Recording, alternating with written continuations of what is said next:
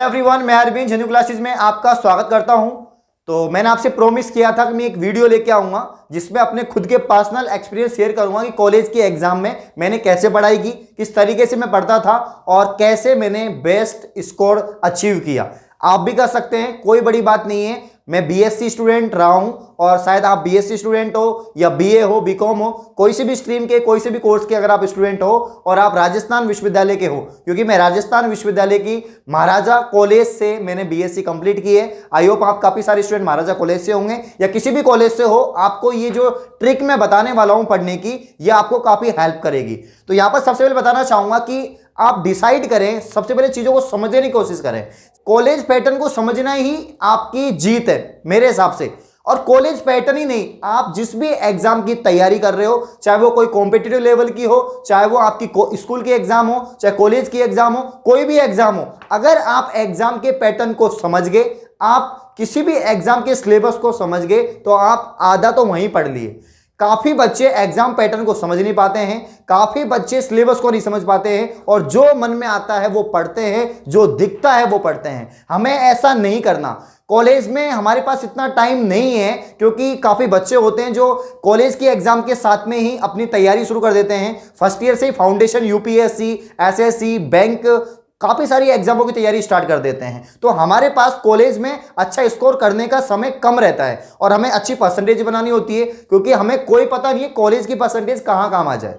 तो दिमाग में सबसे पहली चीज है कि आपका एग्जाम पैटर्न को समझो और दूसरी बात, सिलेबस को अच्छे से समझ लो कि ये सिलेबस है, ये पैटर्न है, उसी के अकॉर्डिंग पढ़ना स्टार्ट करो। जब मैं फर्स्ट ईयर में था तो चीजें इतनी समझ में नहीं आई, क्योंकि स्कूल पास करने के बाद में, 12वीं पास करने के बाद आप जब फर्स्ट ईयर में जाओगे, वो भी महाराजा कॉलेज में, तो महाराजा कॉलेज में जाने के बाद में चीज़ें बहुत बदल गई थी कि स्टार्टिंग में कुछ भी इतना पढ़ने का कोई वही नहीं था। अगस्त महीने में वहाँ पर चुनाव वगैरह होते थे, तो चुनाव में पार्टिसिपेट किया, यहाँ पर काफ़ी दोस्त बनाए, घूमे फिरे, मौज मस्ती की, मूवी वगैरह देखी। पास में ही राज मंदिर है, तो वहाँ पर मूवी देखना बिल्कुल पसंद था मुझे, तो वहाँ पर मूवी देखने जाता था। मतलब बहुत टाइम वेस्ट किया। मतलब जब लगा यार कि सितंबर अक्टूबर आ गया है और दिसंबर आने वाला है, जनवरी, उस टाइम पर तो फरवरी के एंड से एग्जाम स्टार्ट हो जाती थी, तो जब 2-3 महीने पहले मुझे लगा यार पढ़ना चाहिए, तो मैंने अपने सीनियर से बात की, यार कुछ सजेस्ट करो भाई लोगों को कुछ बताओ यार, कैसे पास होते हैं यहाँ पर एग्जाम में, कुछ समय बहुत कम बचा है। तो उन्होंने बताया कि प्रीवियस ईयर के क्वेश्चंस आते हैं, आप वो जो प्रीवियस ईयर के क्वेश्चंस हैं, चाहे वो सोल्ड ले लो या अनसोल्ड ले लो। तो उस टाइम पे मैंने अनसोल्ड लिया था। उस टाइम पे पीएमटी होती थी, तो पीएमटी की मैंने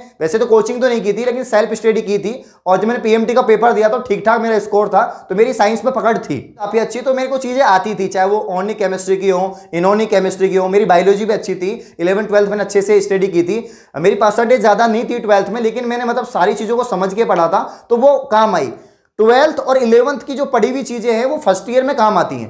काफी आप देखोगे सिलेबस, जो फर्स्ट ईयर के स्टूडेंट है वो मेरे से रिलेट कर पाएंगे, जो बीएससी फर्स्ट ईयर के हैं, उनका सिलेबस जो है वो 12th 11th के मतलब वैसा ही है। बस चीजें थोड़ी इलिब्रेट करके दे रखी हैं, ज्यादा विस्तार से समझा रखी हैं, थोड़ा ज्यादा एक्सप्लेन कर रखा है चीजों को, तो बस वो अपने समझ में आ जाती हैं। एक थोड़ा ऑर्गेनिक केमिस्ट्री ऐसा है जो थोड़ा दिक्कत करता है, बाकी आपके सभी सब्जेक्ट इजी है, चाहे बॉटनी हो, जूलॉजी हो। अगर कोई फिजिक्स से है, मैथमेटिक्स से है या अदर किसी सब्जेक्ट से है, तो उसमें भी ज्यादातर चीजें टॉपिक वही रहते हैं जो 11th-12th में हमने पढ़े हैं।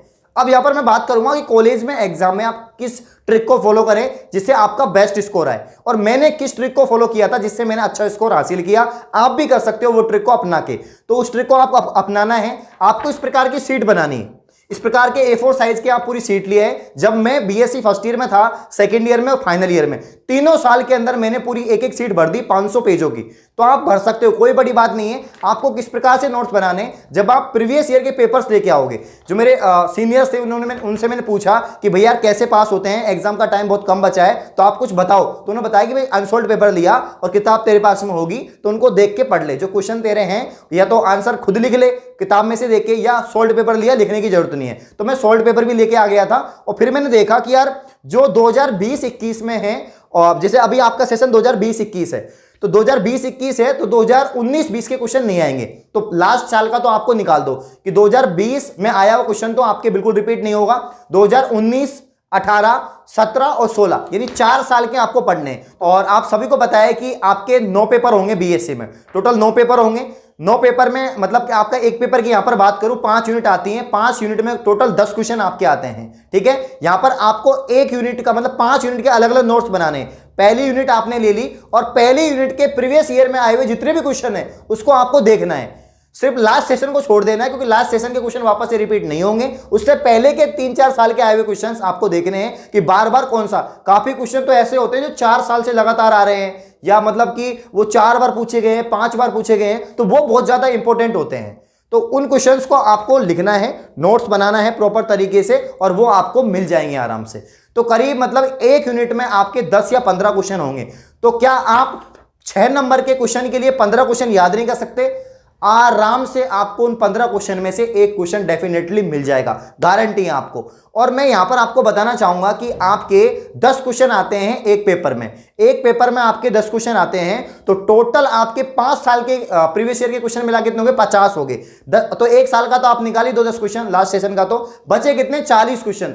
40 में से आपको 5 क्वेश्चन डेफिनेटली मिल जाएंगे। हो सकता है कि 7-8 मिल जाएं, लेकिन 5 तो आपको मिल ही जाएंगे। और आपको 5 ही करने हैं, आपको 10 के 10 तो करने ही नहीं है, आपको 10 में से 5 करने हैं। तो 40 में से अगर 5 क्वेश्चन आपको मिल रहे हैं तो इससे शॉर्ट और इससे बढ़िया कुछ नहीं हो सकता है। मैंने इसी तरीके से पढ़ाई की है, क्योंकि राजस्थान यूनिवर्सिटी का पैटर्न यही है। मैं बार बार बोल रहा हूं, तो आपको भी यही पढ़ना है। इस तरीके से आप रख ले, क्योंकि क्या होता है, जैसे आपने प्रीवियस ईयर के क्वेश्चन पढ़ भी लिए, चीजें मिक्स हो जाती हैं, बॉटनी मिक्स हो गई, जूलॉजी, केमिस्ट्री सब मिक्स हो जाती है। तो आप ऐसे सेपरेट नोट्स बना लें प्रॉपर तरीके से। ये भी नहीं है, कोई दिक्कत नहीं है, आप कॉपी ले ले, कॉपी में अलग अलग पेजों के हिसाब से बना ले। ये पहली यूनिट है, ये दूसरी है। लेकिन अगर ऐसे बनाते हो तो उसका एक और फायदा है। क्या होता है, जैसे कि कॉलेज एग्जाम आपको पता है सब एंड टाइम पे पढ़ते हैं, लास्ट टाइम पे पढ़ने वाले लोग हैं हम, और हम वैसे ही पढ़ते हैं। तो कल हमारी एग्जाम है मॉर्निंग में, तो हम क्या करेंगे, इसको लेके चल जाएंगे और बस में बैठ के देख लेंगे भैया क्या आएगा इसमें से।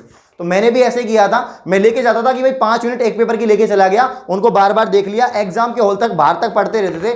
क्योंकि डर रहता है, स्पेशली फर्स्ट ईयर वालों को बहुत डर रहता है, पता नहीं कैसा पैटर्न आएगा, कैसा पेपर होगा, चीज़ों का पता नहीं रहता है ना, हमें सब्जेक्ट का पता नहीं रहता है, किस प्रकार के क्वेश्चन बनेंगे, कितना लिखना होगा, ये सारी चीज़ें होती हैं। तो अगर आपके पास प्रॉपर नोट्स होंगे, आपने खुद के हाथों से लिखी हुई चीज़ें होंगी, तो आपको याद रहेंगी। और ऐसा करने से आप भूलेंगे नहीं। मेन चीज क्या होती है कि चीजें निकल जाती हैं यार, इतने लेंथी क्वेश्चन होते हैं। स्कूल में तो क्या होता है, हमें पता रहता है, हमारे टेस्ट ही इतने हो जाते हैं, हमारी हाफ ईयरली एग्जाम हो जाती है। यहाँ पर कॉलेज में एनुअल स्कीम वालों के कोई टेस्ट नहीं होते हैं, कोई हाफ ईयरली एग्जाम नहीं है, कोई सेमेस्टर नहीं है। सेमेस्टर वालों के तो फिर भी सेमेस्टर हो जाते हैं, मिड टर्म हो जाते हैं, हमारे कोई मिड टर्म्स नहीं होते हैं, कुछ नहीं होता है, सिर्फ एक एग्जाम होती है फाइनल। तो भैया प्रैक्टिस तो हुई नहीं है, खुद को ही करनी है। तो खुद को ही करनी है, तो ये शानदार एक तरह से फॉर्मूला है, शानदार ट्रिक है। ऐसे सब यूनिट के आप नोट्स बना लो, चाहे कोई भी सब्जेक्ट के हो। और मैं बीएससी के लिए ही क्यों बोल रहा हूं, अगर आप बीकॉम के भी हो, आप बीसीए के भी हो, आप बीए के भी हो, तो इस तरह से पढ़ना बहुत शानदार है आपके लिए। अगर आप 40-50 क्वेश्चन पढ़ के अगर पास हो रहे हो, आपका एक पेपर क्लियर हो रहा है, तो भैया इससे बढ़िया क्या हो सकता है। और अगर आपको बुक्स पढ़नी है, आपको ऐसा करना है कि भाई मेरे को तो केमिस्ट्री में आगे जाके आईआईटी जैम करनी है, मेरे को तो आईआईटी कॉलेज चाहिए एमएससी के लिए, मुझे आगे जाके नेट जेआरएफ निकालनी है, मुझे गेट फोड़ना है, तो भैया आप कर सकते हो, आप वो भी कर सकते हो। आप बुक्स ले आओ, बुक्स में से पढ़ो, लेकिन फिर भी पढ़ता बंदा वही है जो लास्ट ईयर के जो पेपर्स हैं उसी में से पढ़ता है। क्योंकि उसको एंड टाइम पे आके, लास्ट टाइम पे आके उसको भी लगता है कि अब पढ़ना तो मुझे यही पड़ेगा, क्या पता कुछ और आ जाए। टेंशन तो रहती है ना कॉलेज के एग्जाम की, तो आपको प्रिपरेशन अच्छी से करनी ही है। तो इस तरीके से कुछ फॉर्मूला था मेरा, ट्रिक्स थी जिससे मैं पढ़ता था और काफी अच्छा स्कोर किया। आप भी कर सकते हैं, कोई बड़ी बात नहीं है। मैं आपको प्रीवियस ईयर के क्वेश्चन करा ही रहा हूं, एक वीडियो डाल चुका हूं इन्होंने केमिस्ट्री यूनिट फर्स्ट की, यूनिट सेकंड की वीडियो बहुत जल्दी डल जाएगी, और भी काफी सारी वीडियोज आने वाली हैं, जूलॉजी की भी, बॉटनी की भी, हो सकता है फिजिक्स की, मैथमेटिक्स की भी ला दूं, कोई भी फैकल्टी लगा के। लेकिन अगर आपका यहां पर जो रुझान रहेगा वो जरूरी है। अगर आप रुझान दिखाएंगे, आप इंटरेस्ट होंगे, तो ही मैं कुछ कर पाऊंगा। अगर आप इंटरेस्टेड नहीं हो तो मैं कुछ भी नहीं कर पाऊंगा। तो आपको इंटरेस्ट दिखाना होगा, आपको पढ़ना होगा, क्योंकि अब सारी चीजें क्लियर हो चुकी है भाई, आपकी एग्जाम आपके सर पर है। तो आप अपनी मेहनत करें, और ये तरीका बेस्ट हो सकता है, इसको अप्लाई करने की कोशिश करें। अगर ये वीडियो आपको अच्छी लगी, वीडियो को लाइक करें, कमेंट करें, शेयर करें। धन्यवाद।